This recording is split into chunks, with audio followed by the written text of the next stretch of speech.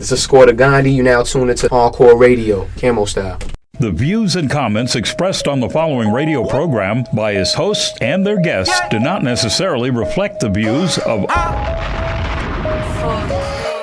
I had the deal, I was out here with the we been counting money on them niggas. See, before I had them bitches, I was out here with the we been counting money on them niggas. See, before I had the digits, I was out here with the we been counting money on them. See, before I had the deal, I was out here with the we been counting money on them. We some rich young niggas out the project. Still counting money on them. Screaming fuck them other niggas in the process. Right? Still counting money on them. We some rich young niggas out the project. Still counting money on them. We some rich young niggas out the project. Still counting money on them. I was counting money right in front of the corner store. They was talking rap. Good morning, folks. Good morning. Let's wake up with Encore here. It's your boy Wise. You know, I'm gonna stop saying that. This is Wise, right? This is the one. You know, it's your boy. I gotta say your boy. It's your boy Score. You know? Facts. It's Wise. We got IS Jones in the building. What's good, y'all? Tabby T. Good morning. Good Facts. morning. Good morning. Good morning. Great morning. and as you heard, you know, we here with Score. We here with your boy Score. Your boy Score to Gandhi. KAMO Style. I'm your boy. Don't forget it. We got P in the building as well. It's good. Yes, sir. What's good? You don't want to be on the camera and shit, so we're gonna cut him out the camera. Wow. Oh man, bad boys move in silence. That's it. No Lit. caps. Exactly. All right, man. So thank you for coming through here. Thank you for having me. Absolutely. So talk to us a little bit about yourself, man. We're all familiar with KAMO. Right. We're familiar with the entire movement. Shout out to Rams. I know Tunes as well. Right. We just had GP in here, whatever. Conley Black B. Poppy. Facts. Young Nate, Quality Official. Y'all deep. You know what I mean? Yeah. Y'all deep. So talk to us. I mean, I heard Take that a you're village. the one who came up with this. So what's up? Take a village. Just as I was talking to Miss Jones earlier, I call you. I don't want to make you feel Yeah, old. of course. No, you can call me. I mean, I'm 25. I don't think you could make me feel old. Right. I don't think you could. She just made me feel old. But pretty much like I was telling her, I started the concept of it pretty much, and the name, the acronym, KAMO, KAMO, knowledge and more O's, and I met P, right around the time when I was working on the project. I kept telling him, yo, fuck with me, bro, da da da. He was like, yo, I'm gonna just see what you do and see if you, serious or whatever, because me and Rams did a duo project in 2010 called No Fly Zone. And once we did that, that was like my first official project, and that kind of like got me so hype. I was like, yo, I love this. I gotta like do it more, you know what I mean? Do it more. So when I dropped my first solo, Before It All Happens, I just had the whole KAMO thing. That was just my zone. I was into the print, or textile, whatever you want to call it, and it wasn't even really for that. It just so happened that I seen that acronym and I'm like, oh, that spells out KAMO. I love KAMO. You know what I mean? Like, because it was knowledge and more O's, and then I'm like, oh, damn, that spells out KAMO. Like, damn, but I don't want people to think like, we just a bunch of camouflage wearing people. Like, I don't get KAMO. I always got a hint of it, somewhere, but it's more so about the lifestyle. You know what I mean? But like I said, my brothers that I was already associated with years before I made that. We were already making music. We were already vibing. We went through phases of different names, but at this point, I never want to I always deterred, you know what I'm saying? Like to my friends, and I always wanted people to just, fuck with it because they wanted to. Absolutely. You know what I'm saying? And then, GP shortly after was like, nah, I'm fucking with that. I ain't even have to say it, you know what I mean? And then it was a trickle down theory. Everybody was like, yo, but then we just had to formulate a plan. Not until I met P, you know what I mean, did I understand the business side of it and just how to get it as a conglomerate, how to get it official, you know what I mean, without namesake. You know what I mean? So that's just something that we had wanted to work on. So, for those not familiar, it's KAMO Style. KAMO, knowledge and more O's, and that's pretty much just from my love of Wu-Tang. Like they had Tiger Style all over. They track Tiger Style. I just was like so in love with that. Like wondering where they got it from. Did someone say it? Did they go to Asia and get someone to say it? Like I was willing to go to those lengths, for KAMO Style, and I just was like, nah, we KAMO Style. If I ever meet them or whatever, I just want to let them know, like, yo, our whole movement's formulated off, and that we get that comparison now. Like, oh, y'all like a new woo and all that, which is cool, but we want to be us. But you know, it's in good taste. You know, so that that's just pretty much how this got started. All right, so P, let's talk about you. Let's talk about you for a second. So, as you just mentioned, you're the business side of things, right? So we were talking yesterday, matter of fact, about hip hop and academics, and is there a certain a lane for people who want to be musicians? Do they have to go to school? You know, so how do you approach it from the business side? Well, as far as musicians going to school, I mean, that's just something that's within you.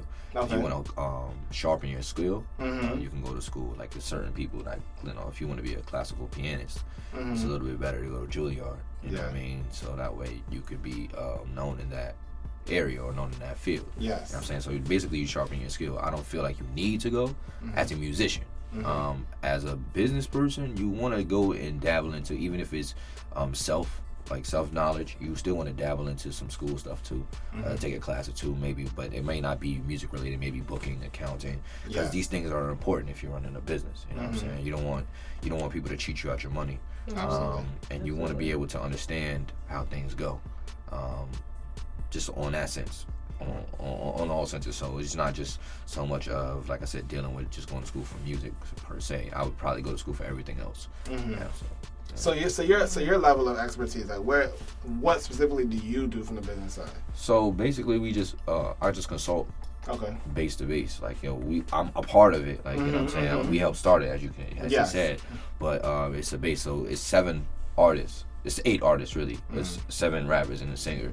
But you know, I do it on a base to base case, like, you know, project case. Excuse me. And how I do it is just get up with the artists, and then we figure out what is a good look for them.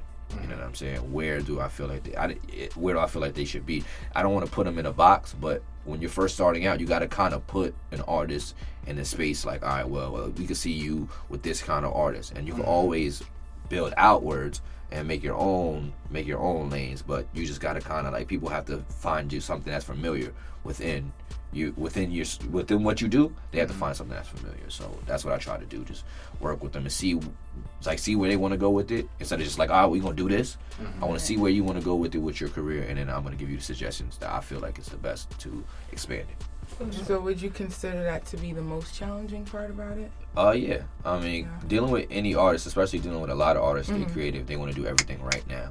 Sometimes as a business person, you want people to, you want to do it in the long run. So you want to have the steps formulated right, but sometimes it doesn't work like that. Especially when you work with creatives, they want to, they want to do it, which is not a bad thing, but you want to maximize your potential at all costs. So that's just a little thing that's always the issue. Kind of like what we were talking about in the last episode, where we were saying about A&Rs and managers and the role that they play, and how the question was, is A&Rs still needed or still relevant? No. The people kind of interpret things now. You know what I mean? And being with the digital phase, the internet and things, people are hands on. You know what I mean? They interpret what they like. You know, even if it's fed to them, you know, they can still reach out to that music. And just going back off of what he said as far as like schooling, like that's why we started Knowledge and More, was to let people know like they can empower themselves. You know what I mean? Like you don't need to rely on, you know, school's gonna teach you scholastical shit.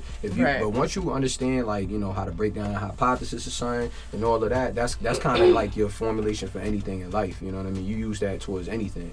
So you can empower yourself for anything that you want to know. You know what I mean? It doesn't really, it's being educated. You know, that doesn't have to entail school. You know what I mean? If you want to educate yourself, all the knowledge is out there for you. It's about how you go and get it. You know what I mean? Because they tell you knowledge is just, you know, the know-how, but it's also the follow-through, what you do with it.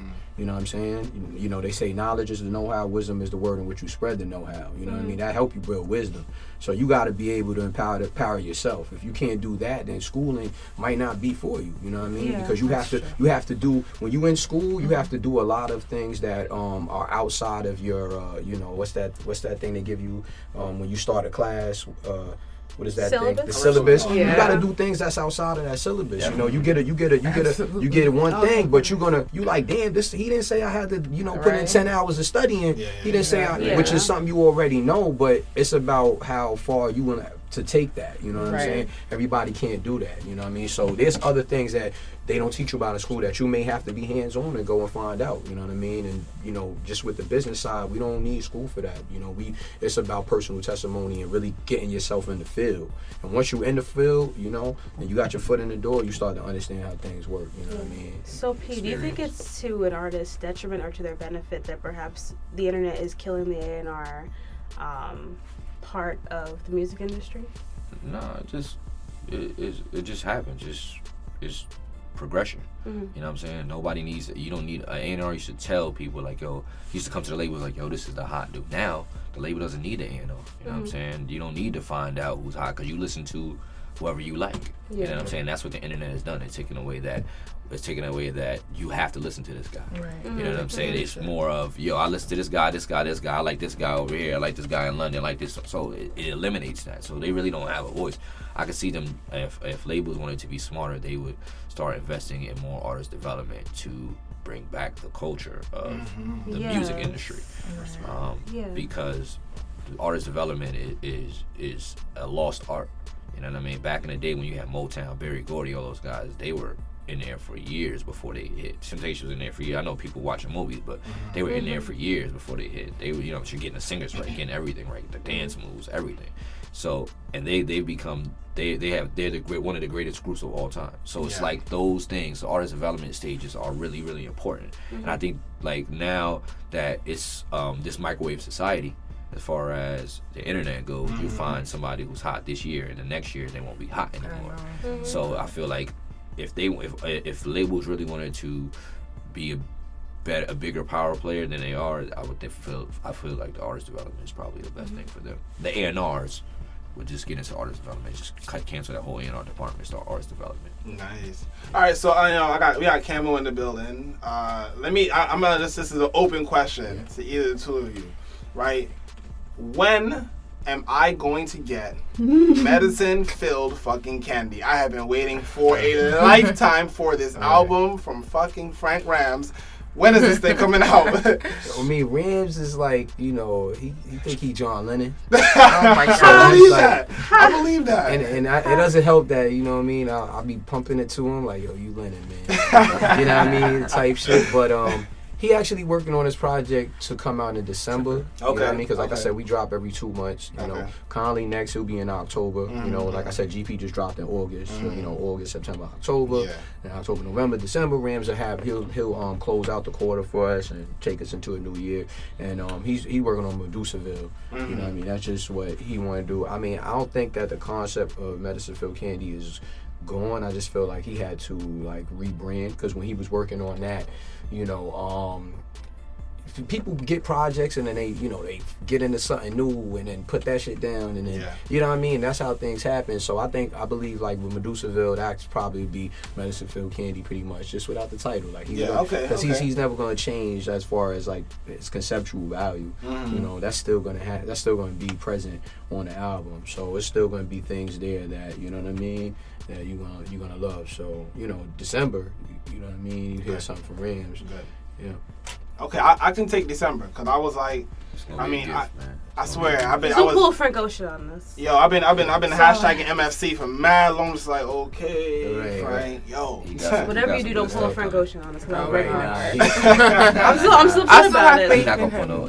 We are dedicated to the people. Just no matter if it's one, like we always say, converting one ear at a time. Like I like to deal with people and build with them one-on-one. They be like, y'all fuck with him. I'm gonna give his music a chance. You feel what I'm saying? And that's how I feel like it is for my whole camp. You know what I mean? Like we never Hollywood. You know what I mean? We always building with people. Like even when I get up the stage sweaty, people be talking my ear off. I'm there listening. You know what I mean? Things like that. So you know, do like Rams. You know, he understands it a little bit better. And you know, we have meetings and whatnot with the team, and you know, we just try to stay dedicated to the times that we say we're going to drop things. You know what I mean? And everybody has done a good job thus far of you know, staying on point with their project and getting it out to the people, you know what I mean, when it need to be gotten out, you know what I mean? So I know that Rams will have his ready, and so he pretty much ready now. He working on the cover and things like that, so he's ready to go, you know what I mean, as well as Conley, you know what I mean? It's just the time in, and you know, just letting GP eat. He just dropped August 31st, so we want him to eat, you know, get some time in and get people to still pay attention to what he's doing with Hoop Dreams. You know what I mean? Because he put time into that. You know what I mean? Passion exudes from the heart, so it's best displayed in our art. You know what I mean? Like, and that's why we gotta stay dedicated to putting it out every 2 months to let people know it's consistency behind that passion. You know what I mean? That's how you separate yourself. You know what I mean? So y'all definitely operate like a label in a sense. You have diversity within your own camp as well, especially with tunes. Y'all don't have to go and reach out necessarily to find an R&B artist. I got one. Y'all already got one ready to go, right? Do you guys find that it may be harder to work with other artists outside of your camp because you guys are so solid as is already? Absolutely not.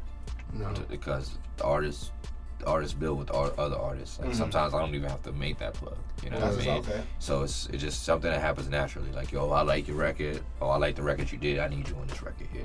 Or, you know what I'm saying? It's a building process between the two. So I have, that's one thing we've never ever had an issue with. As far as like doing features and stuff like that, we never had no issue. People always want to vibe with us. Like, they always want to, you know, like when I'm out and about, before I was even, because I don't like to force my music on people. Like, I'm not the type to, like, yo, add you the link and all that. Like, I like people to come across it by chance or whatever. And then they be like, yo, I ain't know you died. And I'm like, yeah, I got other stuff. You know, check it out. I act all, you know, humble and shit. I be like, nah, I knew you was supposed to hear that. You know what I'm saying? Right. You late, nigga. I point this out. Last time I told y'all, they just act humble. Nah, you know, it's sometimes, you know, it's called selective humble. Right. You know what I mean? You know who selective, right. You know what I mean? But in your mind, you know, you're always supposed to bang your chest a little bit and feel like, you know, where were you at when I dropped this? Where your ass was at? But you know what I'm saying? But in your mind, you know, you want that recognition. But like he said, you know, we want everything now, and I understand that people are gonna go back. You know what I mean? Like even I dropped Lion Klan, so yo, you ain't dropped nothing. I'm like, nigga, I dropped something 2 weeks ago. My solo, like, go back and hear that.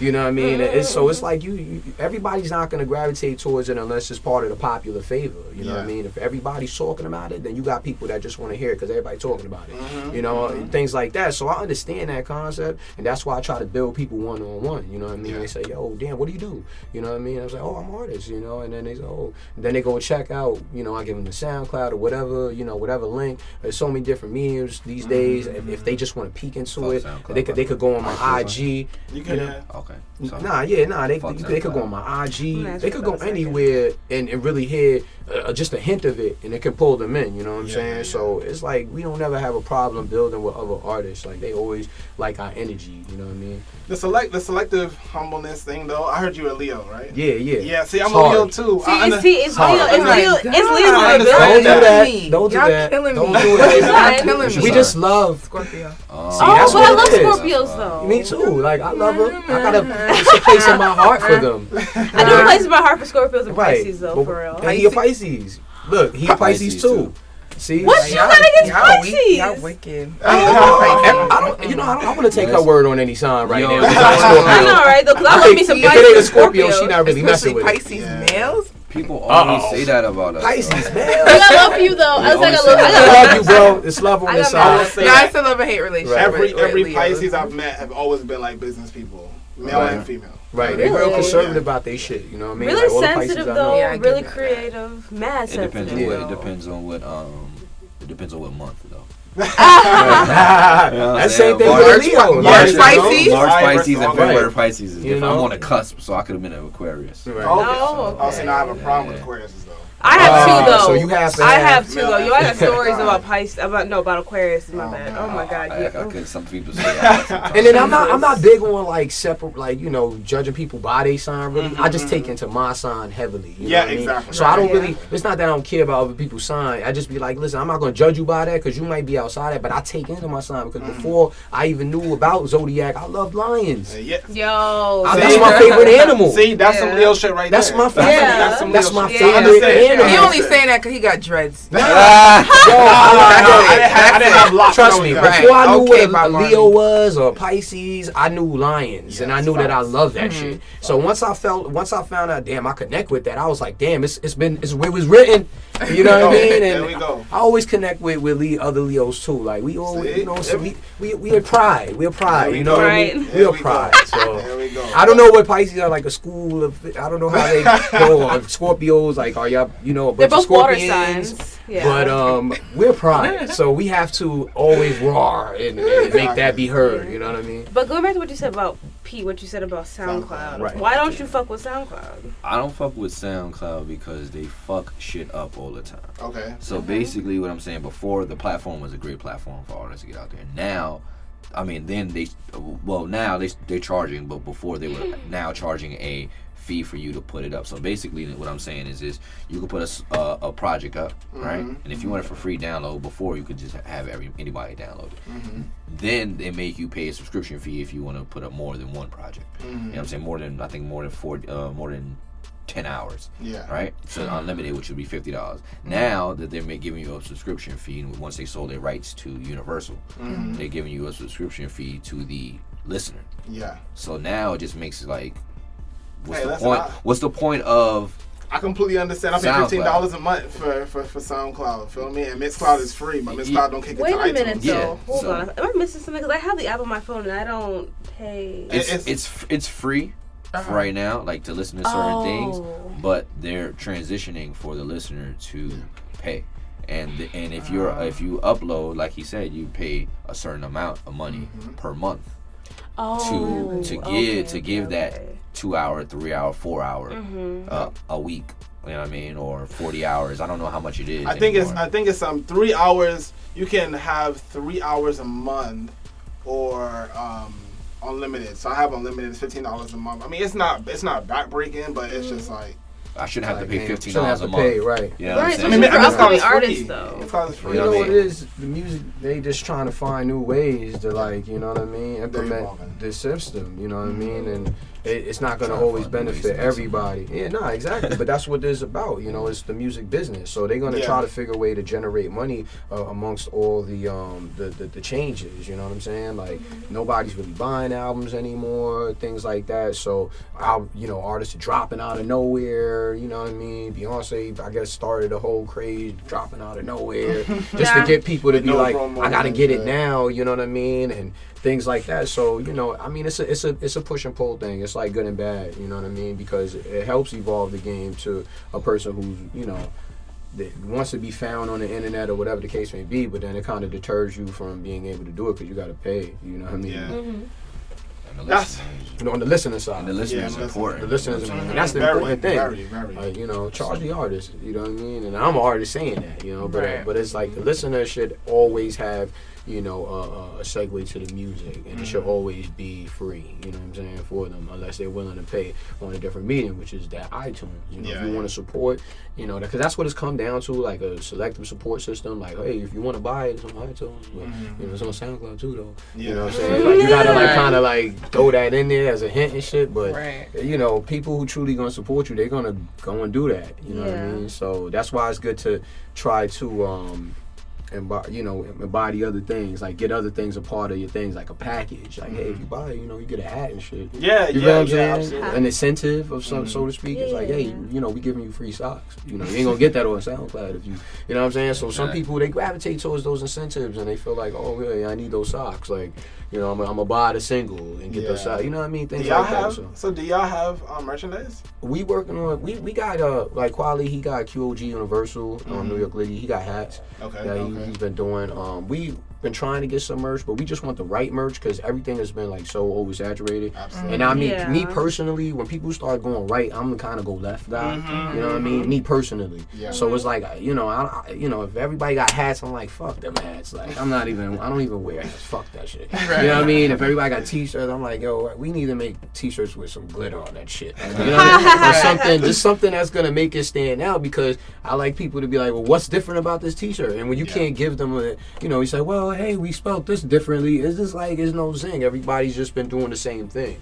So it's just like, we just been waiting for our moment to really come in with something that's like worthwhile, worth us investing in for the brand, you know what I mean? And the number one thing right now, you know, I always told him is about it, you know, they have to see it on all mediums. They have to hear us. They have to see us, you know. So we got like little stickers, KAMO Style stickers that we, we slap around. That works. You're right. And it's little stickers and whatnot. So that's our like first, like, right now we in the process of getting like a more globalized logo because we got the AK as the K, you know, and people's like, he was like, yo, that's too fucking violent, bro. I was like, yo, but bro, like, it's the knowledge. Knowledge is power, and AK is all about power, and trying to sell it off to him and shit. I just be seeing it in a different aspect. That's why that's why I love him to death. Though. I see it in a different aspect. Like when you independent, 100% independent, you need funding. You know what I mean? Especially if you don't put it out. So I know how some of these brands look. And even if they don't hear the music, they just look at certain things. Yeah, definitely. And that's true. Not being judgy. He told me like it doesn't matter if they listen to the music, but sometimes they won't even get to it. You're right. Before they'll look at the logo and look at the branding and see what it is. And I just wanted, you know what I'm saying? I love the logo itself because me and him, we go through a slew of brother shit. You know what I'm saying? That's just my older brother, so we're gonna always go through that. But it's just I just wanted to make sure that your kids could look at it and respect it. Like the Wu-Tang logo. Even if you're not a child of the Wu, if you don't understand what the Wu is, you know what that W is. Right. Yeah. You know what I'm saying? Or you've seen the W and it's not threatening. Right. You know what I'm saying? Right. And even though those are some crazy motherfuckers. Right. Those are the craziest niggas one of the craziest groups I've ever seen in my life. Yeah. But you see that W and you would think, like, you know what I'm saying, they some, you know, crime fighting kung fu dudes. Right. You know what I'm saying? So it's a little bit different as far as branding goes. And I think that a lot of artists and people don't understand that in a sense.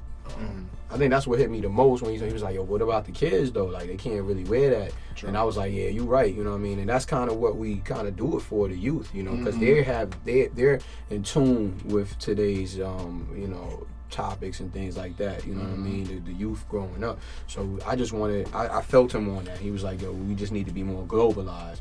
So I was like, so we working on that. But right now, you know, we got the AK, you know, I feel like that just represents us as far as, you know, our assertiveness, you know what I'm saying? How we approach things. We very, like, we all about power, you know what I mean? Like, so, and the knowledge is the power. That's why the K is, you know what I mean? The AK, so. It definitely makes sense. We want free the people. It definitely makes sense. How, I mean, you guys just talked about, you know, the difference between your, I guess in a sense, your target audience, right? So you guys have a target audience that seems like maybe like, say like 18, 35-ish.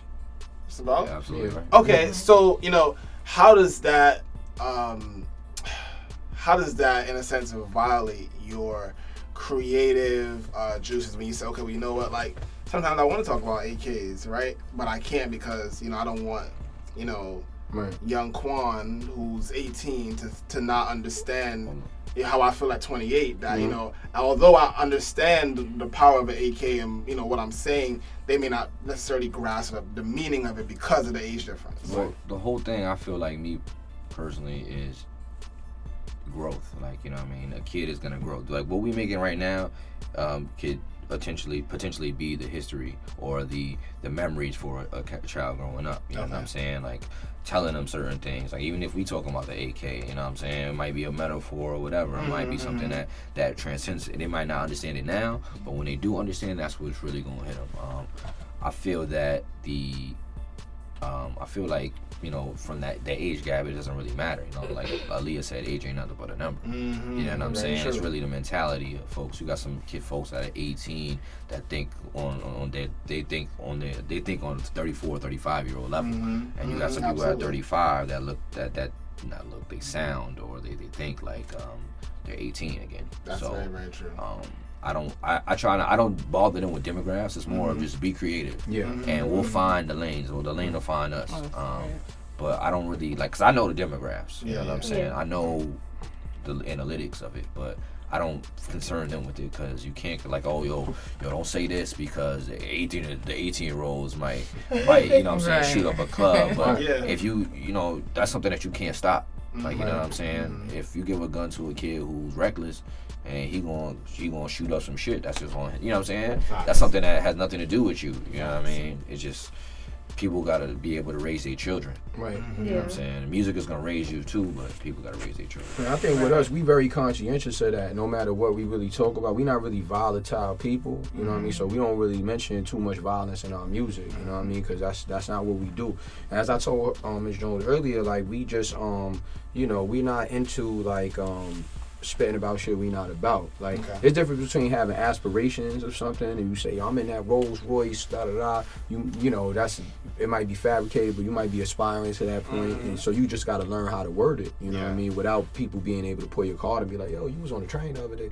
You know what I'm saying? Like, you know what I'm saying? I don't want nobody to do that to me. That's a fact. Right, so I don't want to be like, yo, I had that 9, da-da-da. It's like, yo, bro, you that's not you, bro. Like, come on, man. So it's like, we don't kind of promote violence, you know what I mean? Because like I said, it's not anymore. We try to focus on the positive shit. We got a bunch of negative shit we talk about, you know, smoking, whatever, but we do it in our way, and I think we more so like to touch on fun, you know, being fun, you know, humorous and our shit, and also dropping the knowledge, and also giving people a bit of the struggle that we from. We gonna grow as artists and talk about different things as we do that, but experience is the best teacher. And if we ain't experienced that yet, then there's no way we could talk about it. Right. You know what I'm saying? I can't talk about the Met Gala, shit like that, like high-end shit, if I ain't, you know, have that, you know what I mean, or been to that point. You know, everything is a pinnacle. You reach different pinnacles in your life, you know what I'm saying? So at this point, we just trying to talk about the things that we know, you know what I mean, and just be creative at it, you know what I mean, because there's 1,000 people talking about the same thing, you know what I'm saying? They talk about the same thing, but the challenge is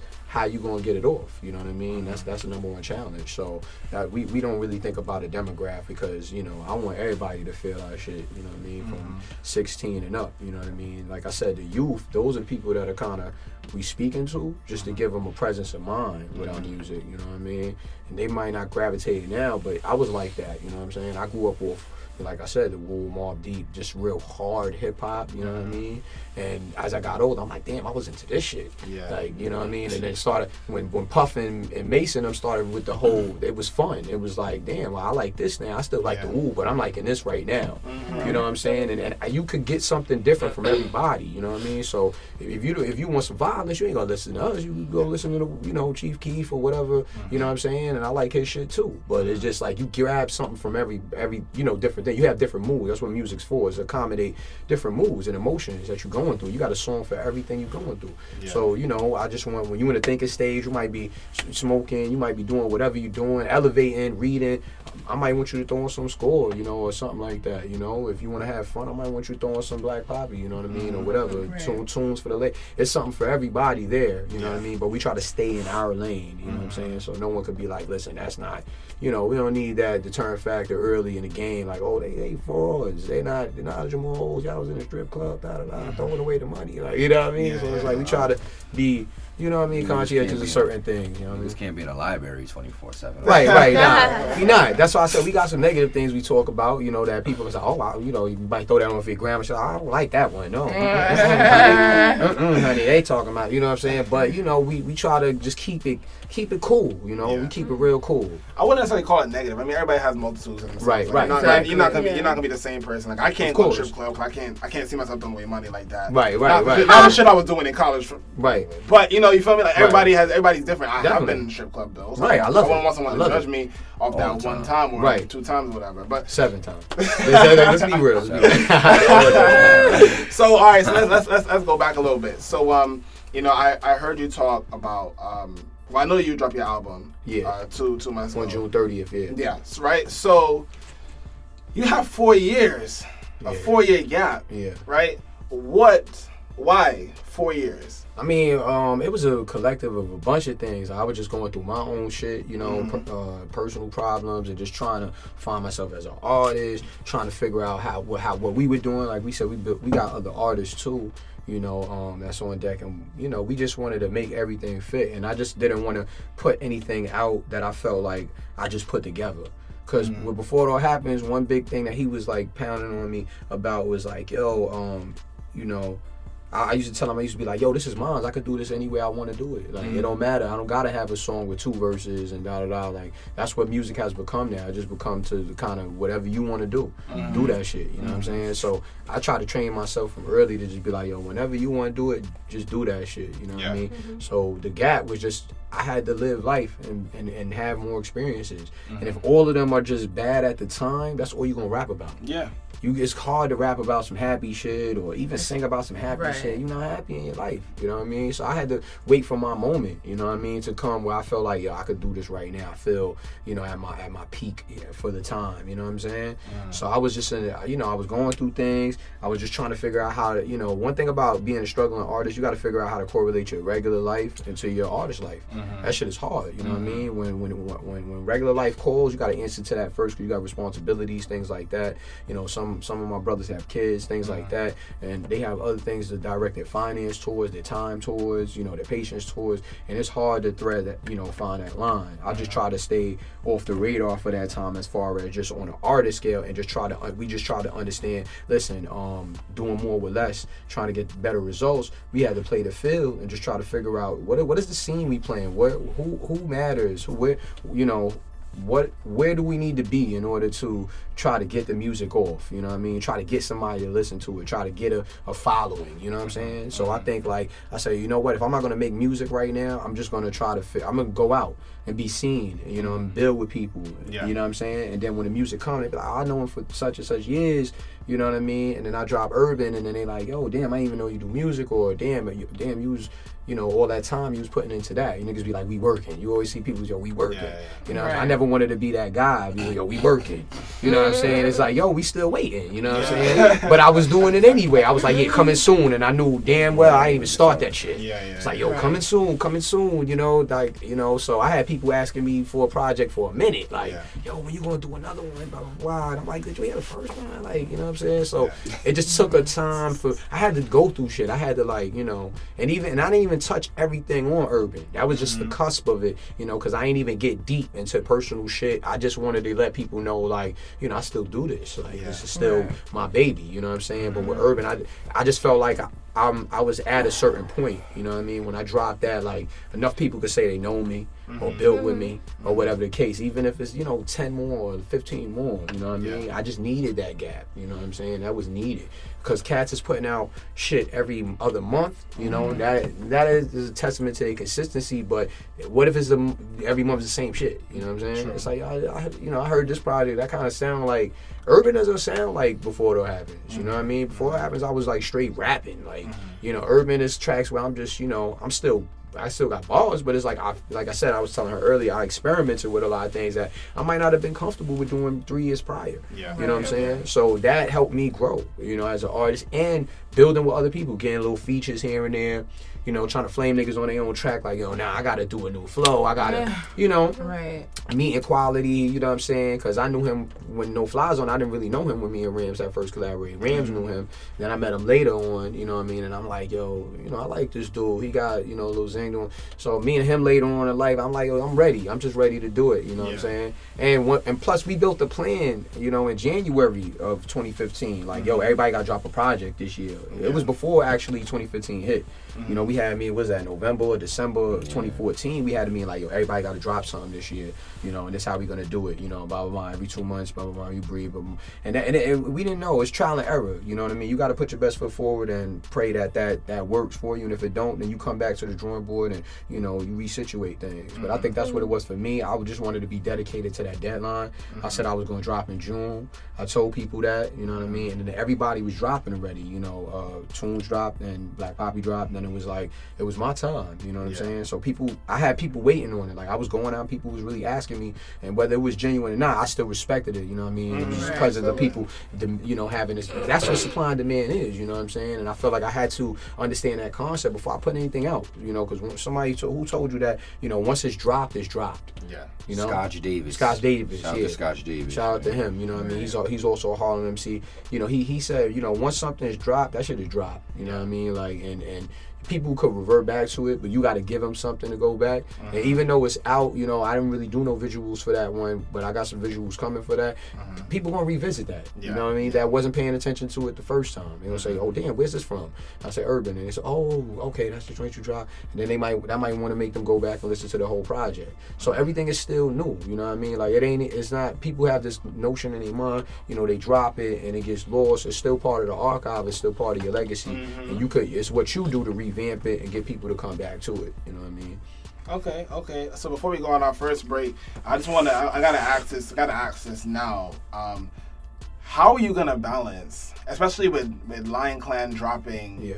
You know, like what was it, like a month and a half or so? Next 2 weeks we drop. Yeah. So how was it? Weeks. How was it? How's it gonna be that you have to, you know, balance the two of those with projects from both within the same year? I mean, Lion Klan, that shit helped me, honestly, because, like, you know, whoever was listening to Q that really ain't know me, you know what I'm saying, that helped them kind of just fall into my brand, you know, and they probably ain't know how close me and Q was, but, you know, just off Lion Klan, it's like, oh, he got a solo, he dropped 2 weeks, you know, and then it just looks good on the outside, you know, you don't know what I did to get all of that done within that time frame, but it's consistent, you know what I mean. Now, a lot of people be like, yo, they dropped 2 projects within 2, that sound totally different at that, you know. Urban is more me, you know what I'm saying, more my style of music, whereas when me and Quality linked, it was just like wow energy on there, you know what I mean. So it was like, you know, I was thankful for that, you know what I mean. That's is no really, you know, I joke about it, be like, oh, it overshadowed my shit, but I could still get off, you know, like with anything I want off mine, you know what I mean. Like people gonna look at Lion Klan and say, oh, I like what you did. I'm gonna go back and listen to your solo, you know what I'm saying? And that's kind of like, it's only a helping factor for me, you know? So we just been getting a lot of love for that, so I've been grinding with that. You know, we've been doing a lot of shows together and whatnot. I haven't really been doing shows on a solo tip, but I'll get my chance, I'll get my moment, you know what I mean? Everything's a gradual process, I'll get it, but that's just, you know, a testament to the seasoning, you know what I'm saying? That it's just they're gonna come back to it, you know what I mean? Like, I'm not big on, that might be a negative leg, I guess. I'm not big on like, hey, listen to my music. That's just never me. You know what I mean? Like, you stumble, it come around. You say, I fuck with you, I spit. You know, I'm always freestyling, so cats know I can spit. That's not the problem. It's just, can you make songs now? You know what I mean? So it's like, you know, Lion Klan helped me get that off. Like, if you didn't want to listen to my solo, you know what I mean, you don't really have a choice.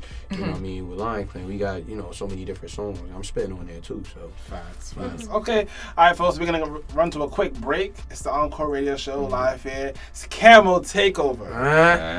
We got P, we got Score in here. We'll be right back.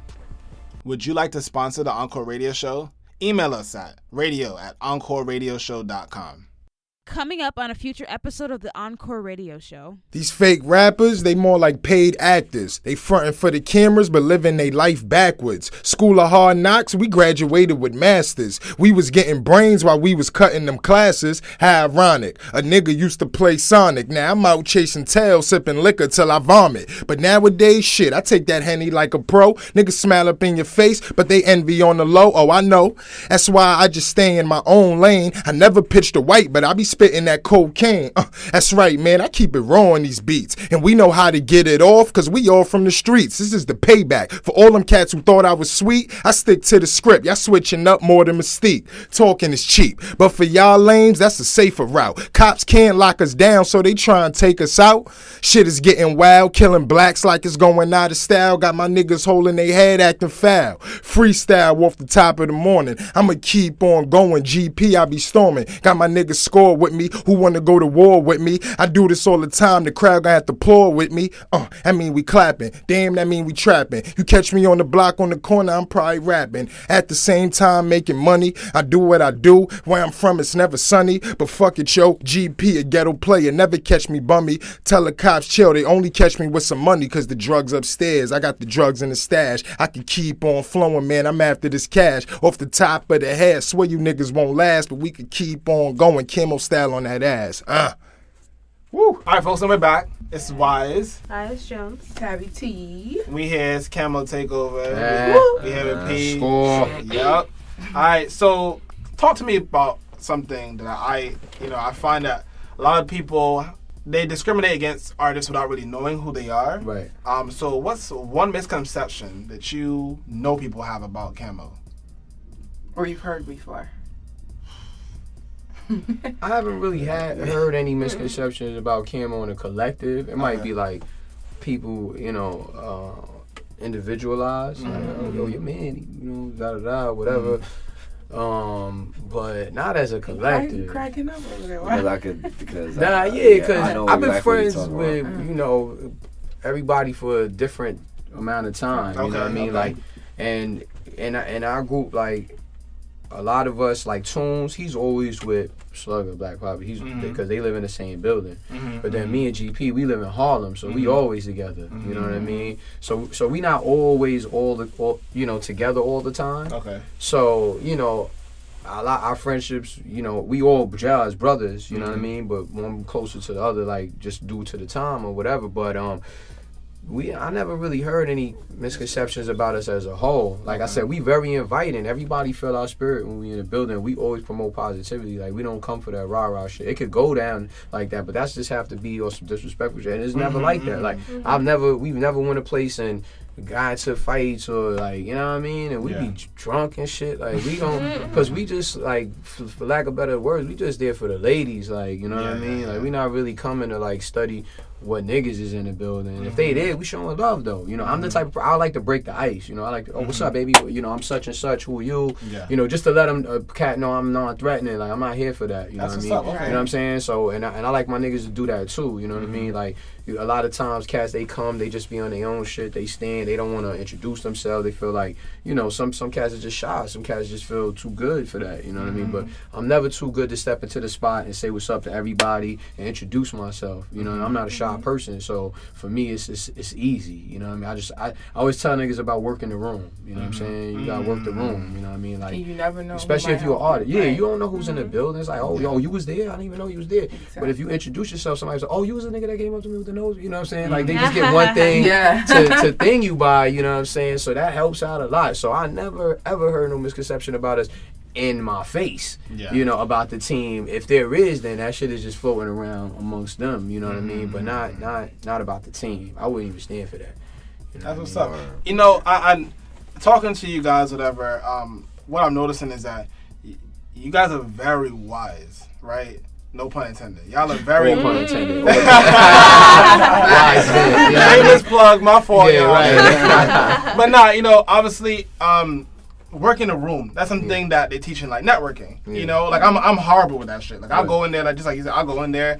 Like I see people I know, and I'm like, yo, what's good, blah blah blah. And if you introduce me to someone that then fine, I'll talk with them or whatever. I mean, I work the room online, but I'm not a big talker. And I was talking to JP earlier today. I'm very shy as well. I don't speak to people like that. If I don't know you, I'm just not gonna talk to you unless you look very inviting. Like if you came up to me and be like, yo, what's good? Like, but what's very inviting? What is that?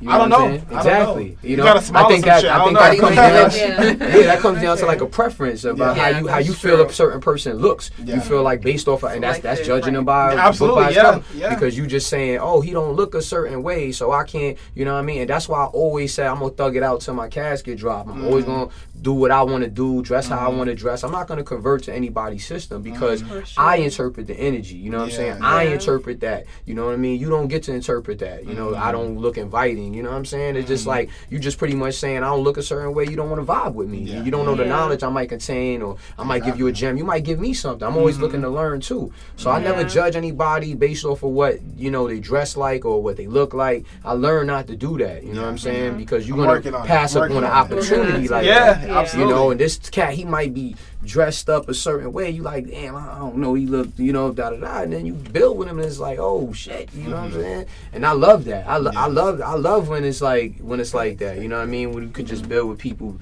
and not really worry about how they look or how they, and that also comes to, I'm not gonna lie, talking to women. You know what I mean? Like when you try to talk to women based off how you dress, they give you the up and down look, and they might not want to vibe with you.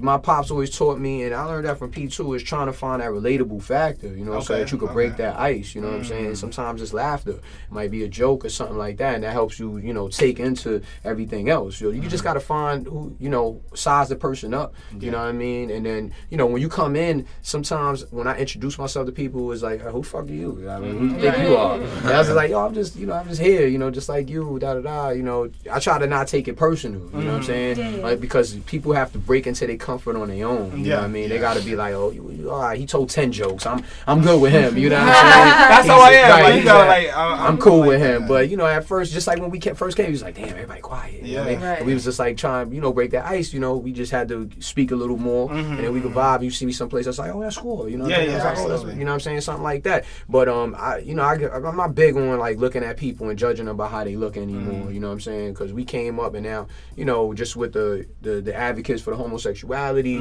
you never know. It's a lot of cats that I thought was something, and then it's just like for years we've been joking, or whoever, in any society, so you got to learn how to not judge people by how they look anymore and just kind of just try to vibe with them. Yeah. They don't want to vibe with you, that's on them. Yeah. Right. But you did what you could to interpret that energy, you know what I'm saying? You say, you know what?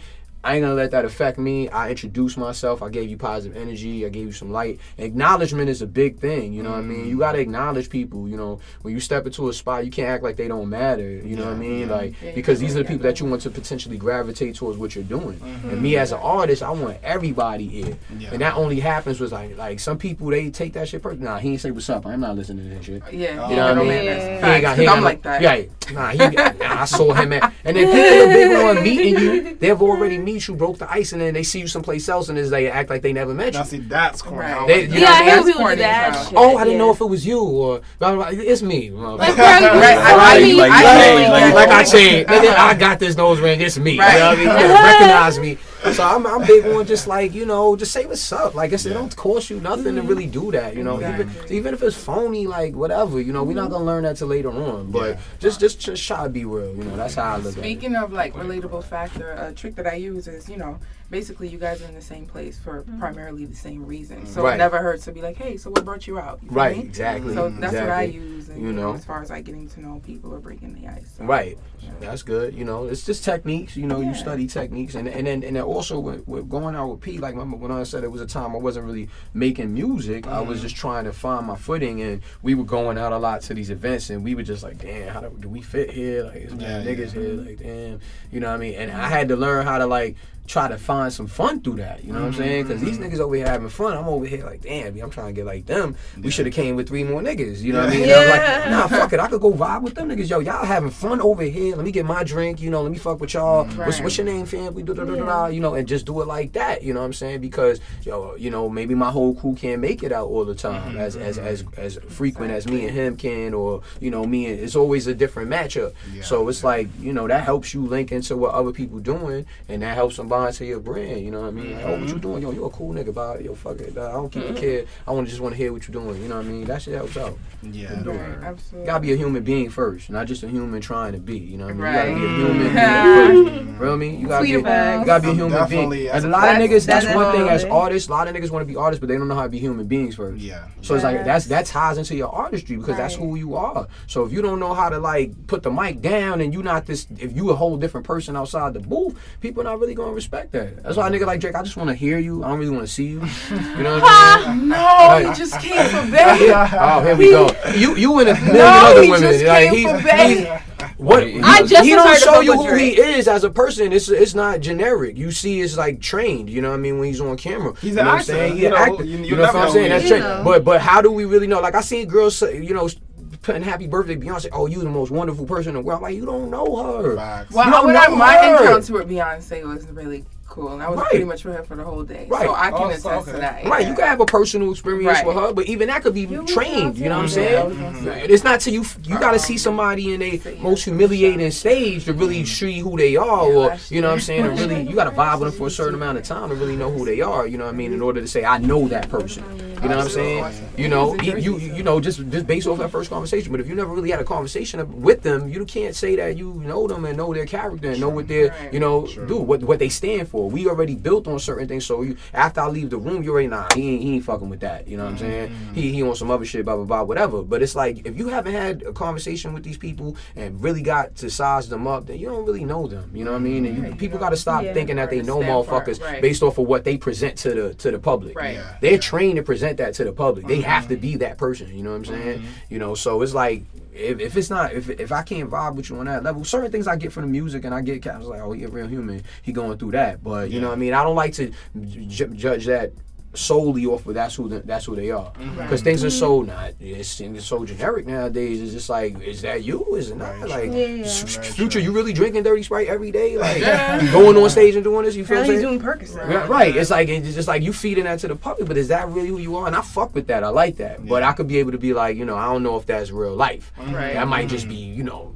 thing life. Because how do I think, and then how do I hear that, and then, you know, you want to promote a positive message outside of the music. How does that tie in? You know what I'm saying? You know what I mean? Like, it's just like you not being a father and being on Dirty Sprite all day. You know what I'm saying? Like, it just so I look at things like that. You know what I mean? I always look at the other side of the spectrum and be like, you know, a lot of what you rapping about have to attest to who you are. You know what I mean? R.P. Chinks Drugs, but a lot of what he rapped about attests to kind of why he died. You know what I'm saying? Because it's just like he was still living that life, or still had whatever happened in the past life catch up to him. You know what I'm saying? I'm not saying if you a real nigga, I guess, but if that's what that is, or you rapping about that stuff, just know you gotta live by that. You know, you live by the gun, you die by the gun. Real talk. And that's that. And that's not nothing I create. That's always been. That's just the the rules of nature.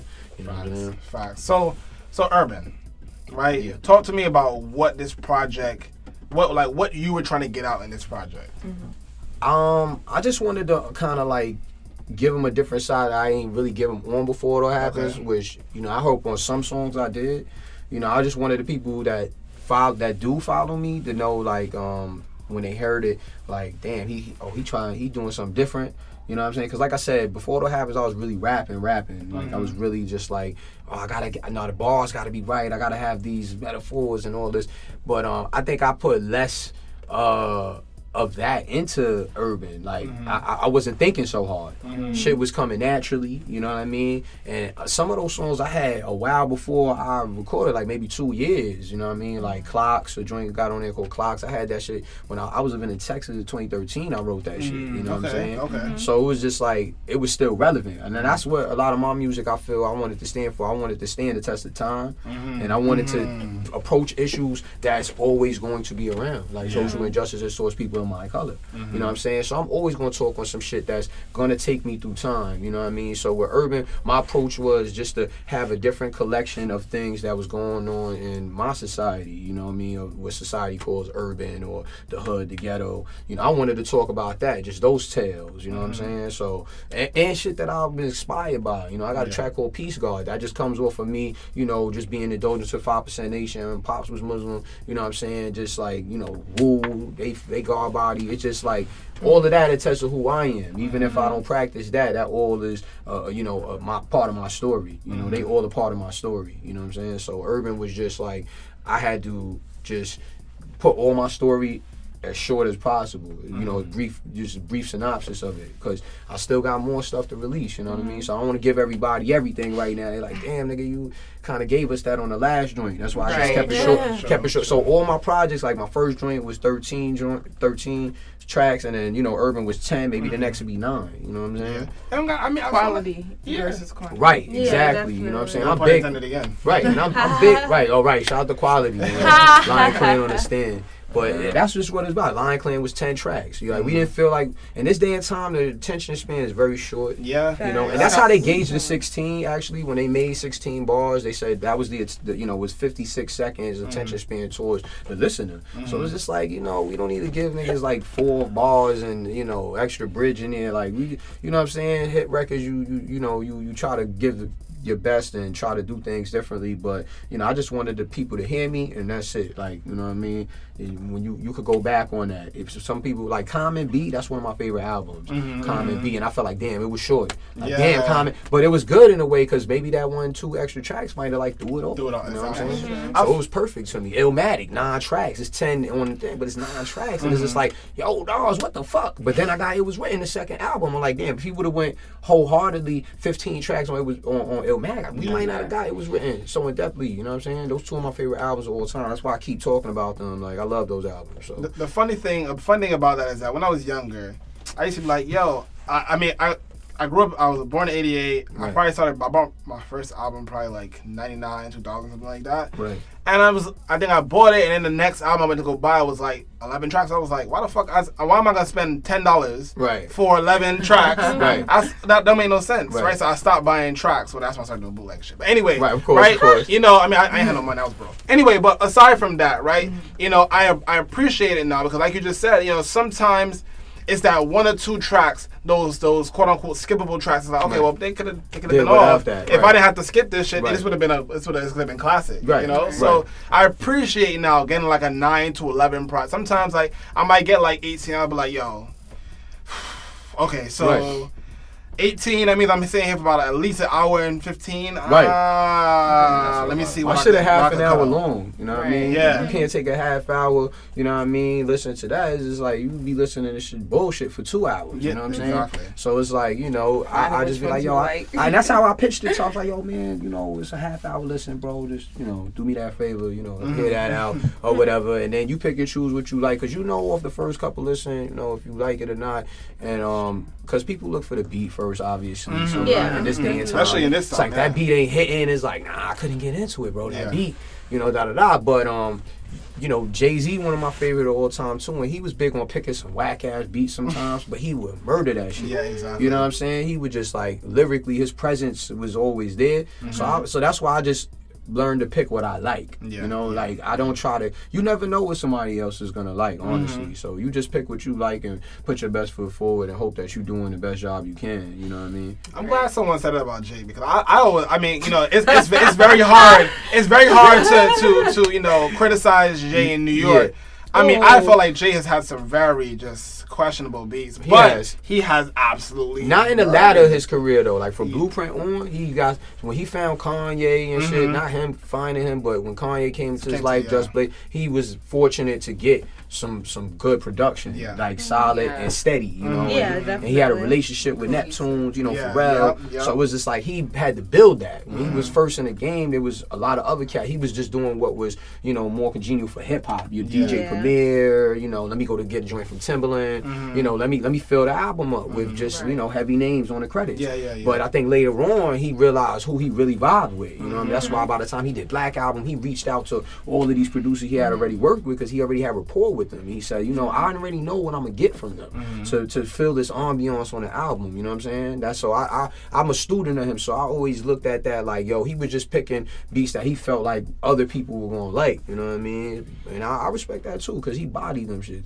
How I mean, I feel personally that indie artists, if an indie artist finds a particular sound that fits them, regardless of whether it's that New York sound or it sounds like, you know, Houston, whatever, if you find a sound that's for you and you could sell off that, then work. And you know, if you can get a little experimental with your mixtapes or whatnot, whatever, and if you find a certain sound within your mixtape that people like, then you put that onto your next project and you grow from that. And, you know, you don't abandon your last one, but you adjust, right? So for an artist like Jay-Z, you just said Jay-Z he kind of filled up the credits, whatever. Obviously, I mean, this is for every indie artist listening now. Obviously, if Jay can't do it, folks, any artist can't do it either. Right. Find something that works for you, whatever. Don't just you know, pick the play, because eventually what'll happen is that you're only gonna be playing to what people are hearing right now. You said you want time tested music. Exactly. Come on, folks. I think back in the day, we didn't really care about who did the beat. That's another thing. Yeah, True. that's You know, true. when I used to get music, I only cared about, you know, who was featured on it or whatever. You know, and now we dive so deep into it because we want to understand the process a little better as artists. You know, that's why people don't really care. Like Drake don't like his lyrics because they don't really care about the creative part of it. They more so just care about the packaging and when it's done and how it sounds when it's done. When I was growing up, that's some shit like you ain't write your music. That was it. You couldn't really rap no more. You know what I mean? But some people always have writers. Don't get it fucked up. Like Big Daddy Kane wrote for Biz Markie. Like, you know what I'm saying? It's not like, you know, and that's the beginning of hip hop, the pioneering era. You know what I'm saying? Because hip hop like a tree. You know what I'm saying? Absolutely. You got your pioneers. It's like the bark. You got your, you know, the branches, your Jay-Z's, and then you got the leaves. They expendable. Your Kendricks. These niggas, they expendable. I'm just telling you what it is. I know we in the hoopla. I'm a big Kendrick fan. You know what I mean? Since the first mixtape, all of that, I'm a big Kendrick fan, and I respect his shit. But what I'm telling you is, if he stopped rapping today, it wouldn't be a problem. Like, I'm just telling you, he's not going to fit that realm. You know what I'm saying? Like, there's no way, because you take J. Cole, you take from those niggas. You feel what I'm saying? So you're an extension of them. If you had your own thing going on, you know what I mean, then it'd be different. But when you sample Outkast and you sampling things that you grew up off of and you inspire by, then that's a different thing. You're an extension of that. You know what I'm saying? You put it like that. You know what I'm saying? It'd be different if you had your like Drake. I ain't gonna lie. Drake is a fan of all of that shit too, but he got his own twist on things. So that's why we hold him in that realm, because it looks new to us. You know what I mean? But I could name plenty of niggas that sang and rap at the same. You know, Fonte, Big Brother, he got a group called Foreign Exchange now where he's singing. So it's like niggas been doing that, Drake. It's just like you pop with it. That's all. Yeah. You know what I mean? You took it right. He took that formula and elevated it, like we was talking about, right? But you know, he took it to a mainstream scale where they were underground and they like it there. You know what I'm saying? So you know, they might not be content there, but you know, underground is the new mainstream, for lack of better words. Like a lot of things, people like, oh, yo, I was up on this first. Like how we talked about. True. When I found Drake, I wanted to keep that nigga in my own box. Like, I didn't even want to put niggas on. I'm like, nah, bro, this me, bro. You can't even. Yo, one song, nigga, one song. You can hit. But remember who put you on? You know, like that type shit. Niggas used to do that. Right? You wanted to keep that nigga to yourself. Like, I don't even know if I want this nigga to get big. That's how I am now a little bit. That's how I was with Wiz too. I'm like, damn, I don't even want this nigga to get big. And look at him now. He not even the same nigga that I love. Yeah. So it's like that's the point. You know what I mean? A lot of these niggas was just niggas that honed in on their talent. Like, you know, Big and Pac, they died at young ages, and those were men. You know what I'm saying? Even if they wasn't, you know, Pac, he talked on so many different things. But when I look at like a Big Sean at 25, like, you're not nothing what Big and Pac was. Like, as far as just your subject matter, you know, like when he first came out, he was just talking about his genitals a lot. It was just like, you know, that's not, Big and Pac never did that. You know what I'm saying? They always came correct. You know what I mean? Like on something, stood for something. You know what I mean? Even if it was just the most minuscule thing, it's always something there. You know, that's why I do respect artists that can do that. But they're just leaves of the shit. If they stop rapping today, it's like nobody would really care, my nigga. Like, nobody would care. Right. You know what I'm saying? It's just like that's all it is. Early, the microwave society. Yeah. Somebody else will step Somebody into that exactly. space. Nobody can step into big space. Nobody can step into Pac space. It's J. Cole and Kendrick's kind of like the same motherfucker, you know what I'm saying? Like, and J. Cole was out before him, you know what I'm saying? So it's just like, they the same nigga. They rapping about the same shit, that individuality, you know what I mean? And a nigga like Charles Hamilton, he was the first I seen do that. Be himself type shit. You know, use his name type shit, you know what I'm saying? Like, you had Kanye, whatever, but he was on a whole different scale. Kanye was always flirting with demons, materialism, all of that. He was always flirting with demons, you know what I'm saying? Whereas Charles Hamilton, he kind of was like him, like, this me, I like Sonic and Pink, you know what I mean? This is my Charles, you know what I'm saying? I always respected that about him, because after he did that, a lot of other artists came out want to use their name and do, you know what I'm saying? He was the first of that kind. Okay, do you think it's more so about what's going on and what you're aware of is going on in your community? For example, when Big and Pac were out, a lot of shit was different from right now. I mean, not even say, I won't say right now. From, you know, the early 2010, you know, life was almost, we were in this utopia fantasy that the world was a better place and everything was just happy and crime was down and this and that and the third. Everyone was just living and making money. And then now, I mean, just starting from the economic downturn in 2008, and then now we had the Black Lives Matter movement and police. You know, everyone's so aware, hyper aware of what's happening in the world. I mean, we have places in war. We're seeing, you know, Syrians and, you know, all the other people from across the world trying to get asylum and this and that and the third. You know, so I feel from that perspective, that's why people like Big Sean ain't gonna talk about shit when he couldn't have nothing to talk about when he came out. It's like, what really was there to talk about? Except for now, artists have a lot to talk about because the world is an open book, particularly with social media and video. The world is an open book, so you have material for at least the next 20 years. Right. I mean, go ahead. No, I mean, everybody is different, though. You know, his demographic is more of a college base. Like, you know what I mean? Well, a lot of people... And more kids going to college. Yeah, you know, a lot of people want to step out, you know, away from just the regular normal life. And you want to party. You don't want to go to a party and hear niggas spitting 100 bars. Like, I love Kendrick's all right, but I can't hear it in the club. You know what I'm saying? That's something that's going to be more personal to you. You know what I mean? You want to be able to go in the club and see a woman You know what I mean? And seen her have a good time, and you want to have a good time, or vice versa. So that's where I feel like a Big Sean makes his realm. He's really nice. Like people don't. I like Big Sean. Me too. Me personally, because I like Big Sean because he really can spit. Like that's one person who can really. I don't know about his name, Big Sean and all that, but it's clearly a reference to his, Right. Nah, he actually got that because he fan of Big. Yeah. He got that. He took that from Big. You know what I'm saying? But you know what I'm saying. He is a demographic for him, or there's a sound, there's a place for him. He knows what he's doing. You know, he tries to stick to his lane. Doesn't really do too much. Outside of it, just like Kendrick. You know what I'm saying? He sticks to what he does. He just got on the Classic Man remix. That was something I was surprised about. He's doing other shit. Like now he's doing Taylor Swift shit.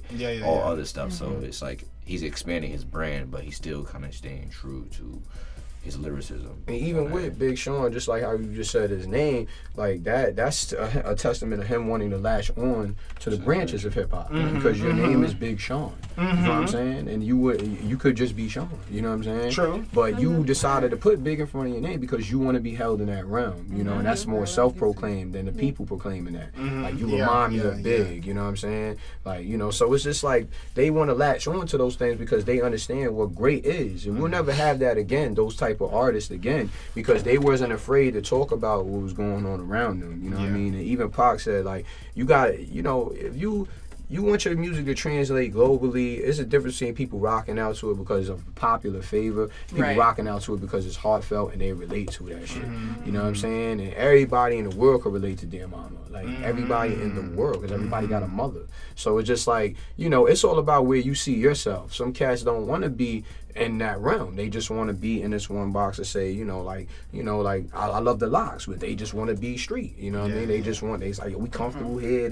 We the streets. That's fine. They don't have potential to be global. You know what I mean? Because everybody's not doing that. Everybody's not, going through those things that y'all talking about. The struggling is the way y'all talk about it. You know what I mean?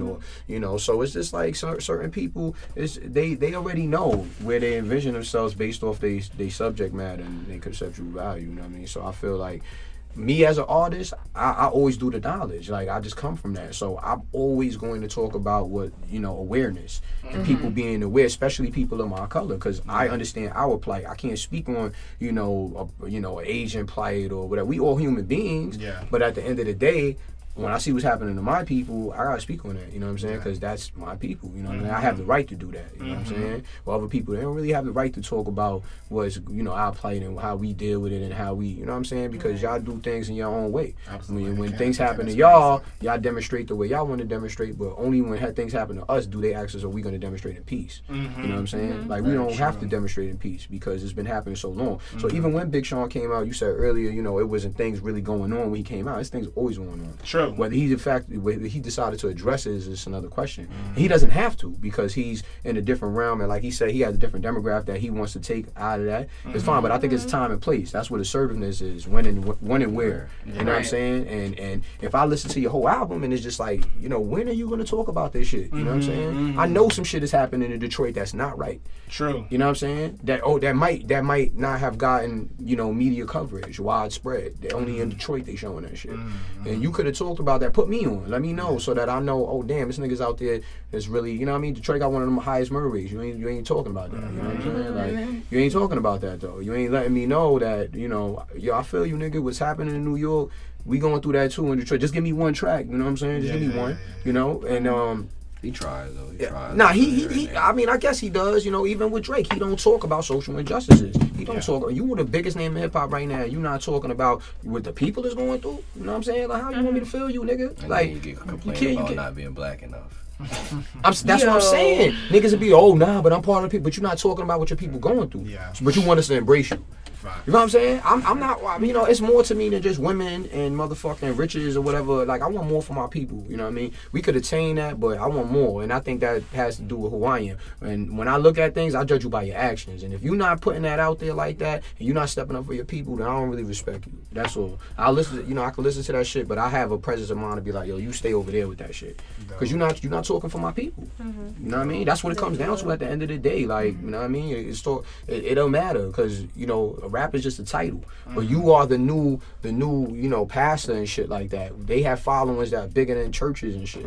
So they're the new voice, you know what I mean? So they have to use that voice, you know what I mean? If you're not doing it to use your voice in some aspect and try to affect, you know, things in a positive nature, then what are you doing? You know what I'm saying? That's how I approach people. And I say, what are you built off of? You don't want to help your people. You don't want at all. You don't want to give them nothing. You know what I'm saying? You can't just do it when you're back against the wall. You battling meek. You like, oh, niggas out here dying.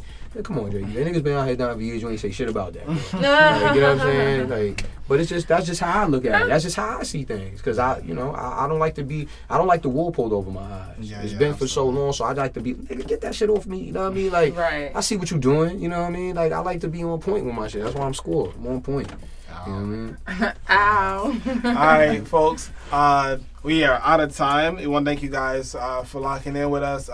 We want to thank you, Score, and UP as well for coming through the Encore Radio Show. Yeah. Wise, thank you. I got one thing to say. Shout out to the squad, man. Yeah. Shout out to Conley, Rams, Right. Score, GP. We, you know, even though you in there, I don't know if you still Black in there. Poppy, Black Poppy, Main Quality Official. Main Quality Official. You know, everybody. Shout out to WC Kids, Right. T-Bur. Right. What is it, Smurf? Oh yeah, Smurfo. I don't want to say it wrong. That's right. Smurfo. Smurfo. Mad Boss. You know what shout I out mean? to Zig, Los, and all the Right. homies, Everybody. Kai, LB. everybody that helps us with the things that we do, man. Word. We appreciate Thank you, you. thank We appreciate you. for y'all for having us. Thank you for having us. Word. Absolutely. All right, folks, and we out. It's the Encore Radio Show. Good morning. Ah. The Encore Radio Show is an Indie Creative Network production, recorded at Redbird Studio and executively produced by Chris Scope Aesthetic.